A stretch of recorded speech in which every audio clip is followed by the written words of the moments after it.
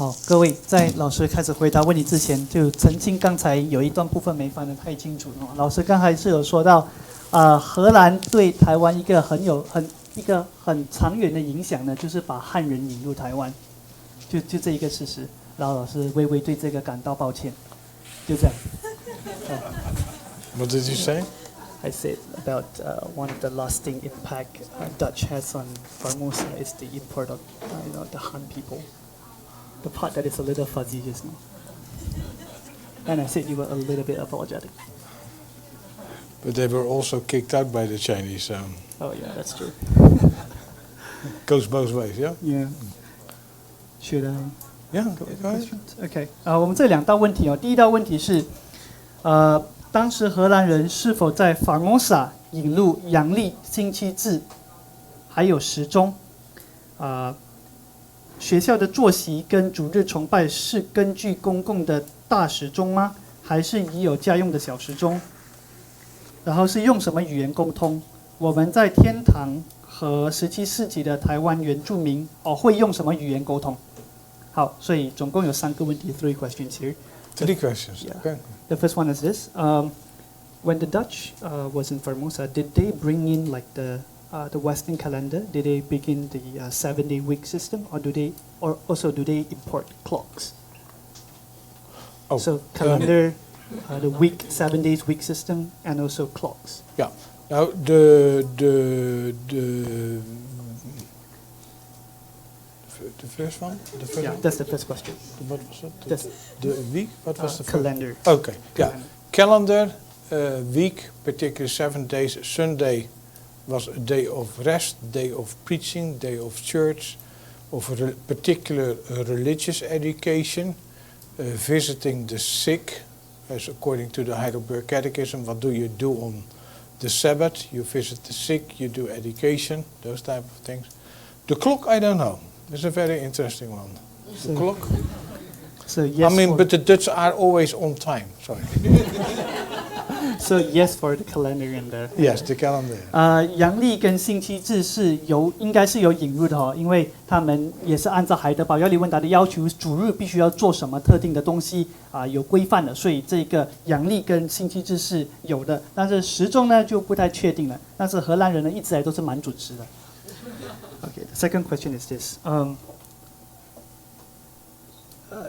the schedules, the timetable in schools, and the timetable for Sunday worship. Is it according to public clocks, or do every household have their own small clock and they follow their own time? I don't know anything about clocks.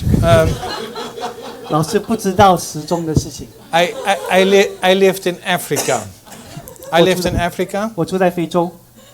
They always told me the Western people have a watch. 他们就告诉我说，这个西方人戴手表。But we have the time. 但是我们有时间在心。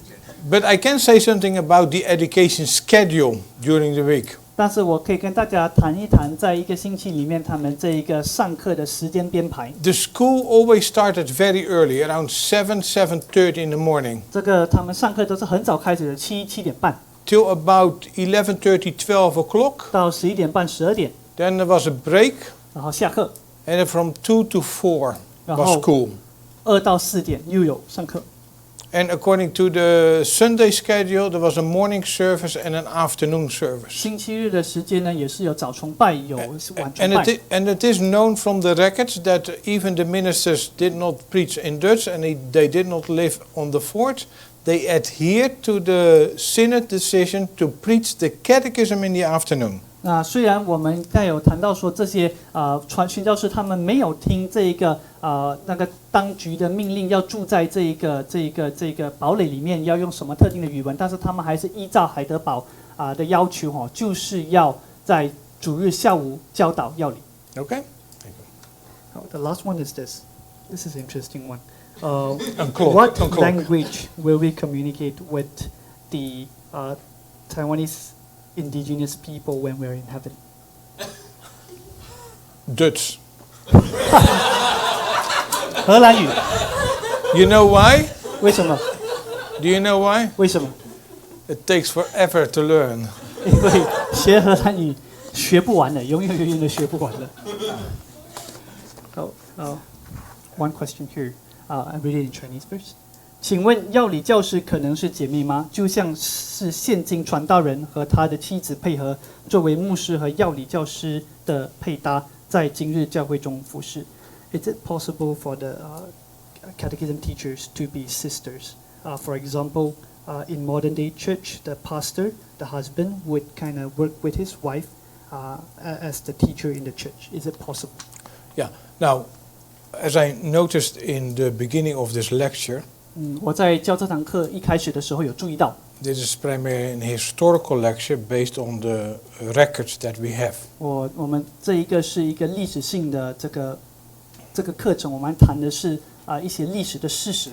And the records show us that only men were teaching catechism and preached here in Formosa. 这些史料的告诉我们呢，只有弟兄在福尔摩沙做传道和教导的工作。But if you look back to the 17th century and also the 18th century in the Dutch Republic, 但如果你回顾17、18世纪的这一个荷兰共和国， women were trained as catechist teachers. 那么也有训练姐妹作为药理教师。So, if say, this is hypothetically, 好，我们就假设性的说哈， if the Dutch had stayed after 1662, 如果这些荷兰人呢，他们在1662年之后仍然留在这个台湾， and if the Taiwanese church was flourishing, 如果台湾的教会蓬勃发展， if they would have followed the Dutch practices back in the Dutch Republic, 如果他们依照荷兰共和国他们的方式来做事情， I can see that from time to time it would not be a rule, it would still be an exception in the 17th and 18th century, but there will be a possibility that women would teach catechism, particularly to children. 我觉得我们会看到在一些情况当中会出现有姐妹教导孩子药理问答，但不会成为一个普遍的原则，而是一些特例的情况会出现这样子的情况。 Now I want to clarify one important thing. 但是我要澄清一件很重要的事情。 A catechist in the 17th century, also those that arrived here, 17世纪的这些药理教师，就是那些来到这里的人， were considered teachers. 他们其实被公认是老师， It was not an office in the church. 他们并不是在教会里的职分。 They could be elder, they could be deacon, or they could not be in the consistory. 他们可能是这个长老，可能是执事，他们可能在教会里面没有担任角色。 So they were not part of the government of the church. 但他们不是，他们有可能不是这个教会体制的一部分。 And in that regard, we see in the late 17th and throughout the 18th century some very gifted women that teach in churches, particularly the children. 所以就是因为如此，我们在17世纪末到18世纪的时候，会看到一些非常杰出的姐妹呢，会在教会里面有教导药理问答。 But they were under the authority of the consistory of the session, the presbytery of the church. 但是他们是在教会长老制的这个监督之下， And they were not part of the governing body of the church. 他们并不是教会这个管理层的一员， Okay? 可以吗？ No more questions? 还有问题吗？ Yeah, doctor.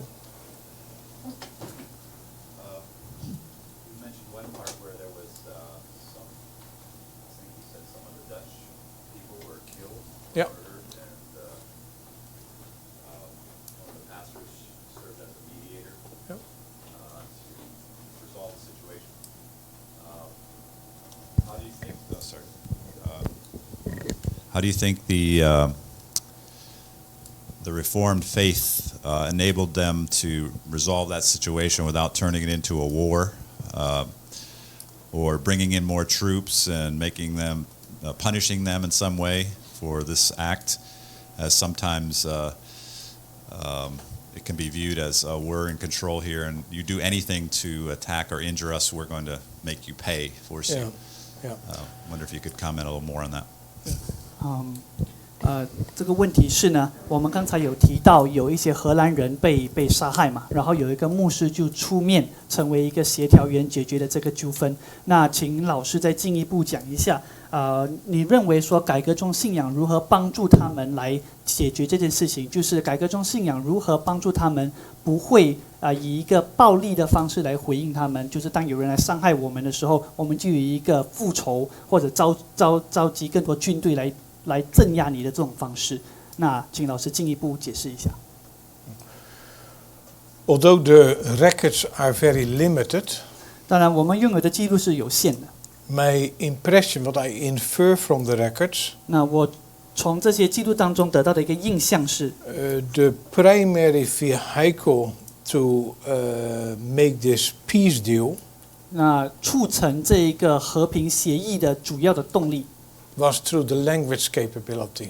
是因为他们有语言上的能 This 力。 minister knew the local language and he knew the Dutch language 这个传道人他会本地的语言，也会荷兰语， and mediated between the two parties. 这样呢，他就成为双方的和谐人。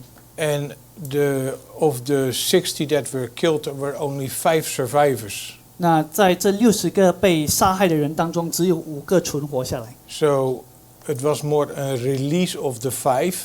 因此，这个谈判的结果呢，其实就是释放那5个人。 But after that, we do not see that the local people ever attacked the Dutch.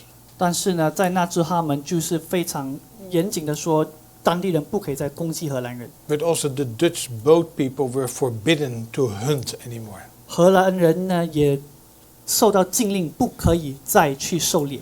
But I think when you see this was Junius, this pastor, I think he mediated because of his language capability. 我想 Junius 这个牧师他之所以能够做和谐人，是因为他有他语言上的能力。 Okay. Sorry. Yeah.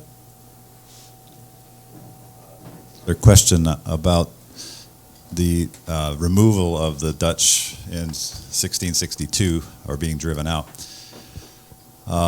Again, sort of from a national perspective, I'm not sure how much you might have know about the history, but sometimes when a government or a country is driven out of a place, they come back with more boats and start a war, and recover their territory. If Taiwan was a very central port, what led them to not come back to try to take it over or turn it into a war? Was that related to Reformed Christianity that led them to sort of let it go, or any other thoughts on that dissolution? Yeah. The Dutch are very practical people. Sorry, let me just repeat the question. Oh, sorry. So of course. 在1662年，我们刚才提到说，这个荷兰人被驱逐离开台湾嘛。那从一个比较国家主义的角度来看，如果一个国家的军队被从一个地方被赶出来，那很自然的反应就是召集更多军队，然后打回去，重新占领那个地方。那如果这个福尔摩沙真的是那么核心、那么重要的话，为什么他们却没有回来夺回这个地方呢？是不是这个改革中的信仰扮演了什么特定的角色？ The Dutch are very practical people. 那么荷兰人是一个非常务实的民族。 The main reason they were here was for trade. 他们来这里就是做生意。 And what has happened here in terms of church planting and education 那在这里所发生的职堂，还有这一个教育的发展， is very unique when you compare to the trading post in South Africa, in Brazil, in the Caribbeans, and in Ghana. 其实与世界各地其他地方，比如说南非、巴西等等地方的贸易战的情况，你做相比较的话，福尔摩沙是很特别的。 So when they were kicked out by the Chinese in 1662, 因此，当他们在1662年被这个中国人赶出去的时候， they started to talk to the Chinese that took over here. 他们就开始跟那些占领这里的华人说。 And in 1664, they were back in business here in Taiwan.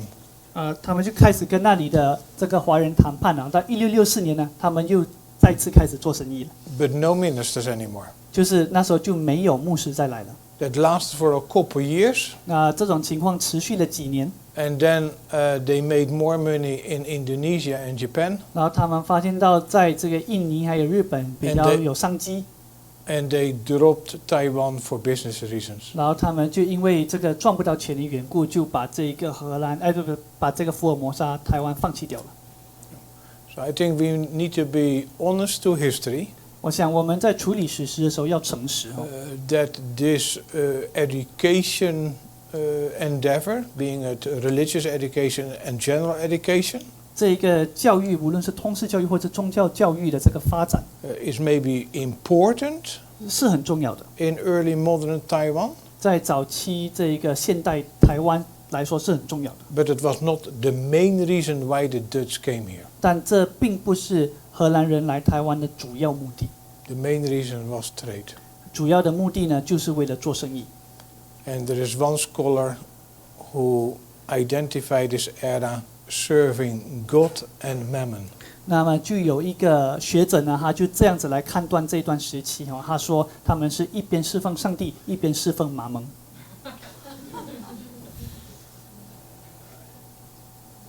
I think we'll draw a conclusion here. Thank you. 好，谢谢大家。